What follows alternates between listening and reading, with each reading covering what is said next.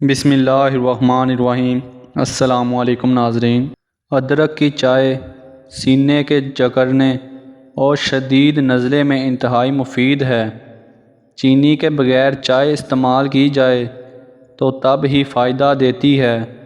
اگر آڑو مسلسل کھاتے رہو گے تو ہارٹ اٹیک سے محفوظ رہو گے اور جوڑوں کے درد کا مسئلہ حل ہو جائے گا۔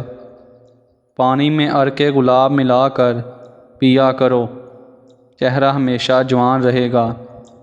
جس گھر میں صفائی کا خیال نہ رکھا جائے وہاں رزق کی تنگی ہونا شروع ہو جاتی ہے۔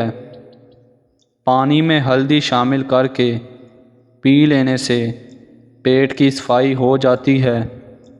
جس کو نزلہ زکام ہو جائے چائے بناتے وقت ایک چٹکی خسخاس کی ڈال دے، یعنی دودھ پتی پانی ڈال کر چائے بنائیں اور ایک چٹکی خسخاس ڈال کر ابالے، چھان کر پی لے، نزلہ زکام ختم ہو جائے گا۔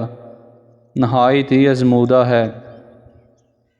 4-5 عدد انجیر اور آدھا چائے کا چمچ اجوائن کو 2 گلاس پانی میں ڈال کر اتنا جوش دیں جب پانی ادارا جائے تو اس کو پی لیں۔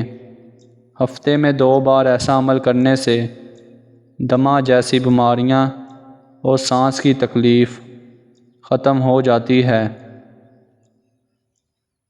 موٹاپا 100 بیماریوں کی ماں ہے۔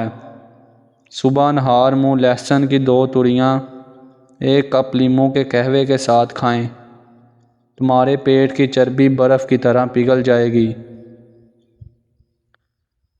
نیند کی کمی کا شکار افراد چیری کھانے سے فائدہ اٹھا سکتے ہیں۔ ہڈیاں مضبوط ہو جائیں گی۔ آدھے کپ سیب کے جوس میں آدھا کپ چقندر کا جوس اور آدھا چمچ پیسا ہوا ادرک ڈال کر مکس کر لیں اور پی لیں۔ کچھ عرصہ اس عمل کو جاری رکھیں، کیلشیم کی کمی دور ہو جائے گی۔ اٹھتے بیٹھتے جوڑوں کے پٹاخے نکلنا بھی ختم ہو جائیں گے۔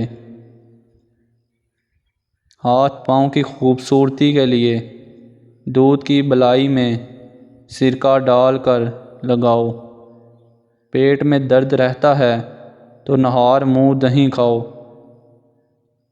دہی اور آڑو ایک ساتھ کھانے سے پیٹ کے سارے کیڑے مر جاتے ہیں۔ موم بتی کا موسم پھٹی ہوئی ایڑیوں پر لگاؤ اور ایڑیاں صاف ہو جاتی ہیں۔ بالوں میں خشکی ہو تو شیمپو میں ٹماٹر کا رس ملا کر سر پہ لگاؤ، اس سے سر کی خشکی ختم ہو جائے گی۔ پیٹ کی گیس زیادہ نکل رہی ہو تو چاکلیٹ کھا لو، گیس نکلنا کم ہو جائے گی۔